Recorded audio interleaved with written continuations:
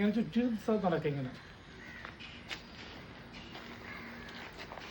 ഇത് ശരിക്കും ഒരു സൂസൈഡ് അറ്റംപ്റ്റ് ആണെന്ന് എനിക്ക് പറയാൻ പറ്റില്ല. കാരണം ഇവിടെ ഒരു ഏണി വെച്ച് കഴിഞ്ഞാൽ കയറിയിട്ട് ഉള്ളിലേക്ക് പോകാനുള്ള വഴികൾ കൂടുതലാണ്. അപ്പം അതുകൊണ്ട് പ്രതികൾ ഈ വഴികൾ പോകാനാണ് സാധ്യത. കാരണം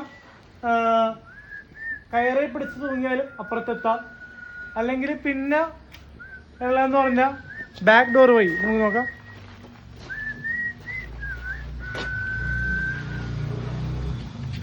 ചക്കോ നോട്ടി ഇതിനെ പോയി കഴിഞ്ഞാൽ ഇവിടെ മൊത്തം വാഴമരോ രാത്രിയാകുമ്പോൾ അനക്കം കേട്ടെങ്കിൽ മനസ്സിലാവില്ല. നോക്കാം വാ.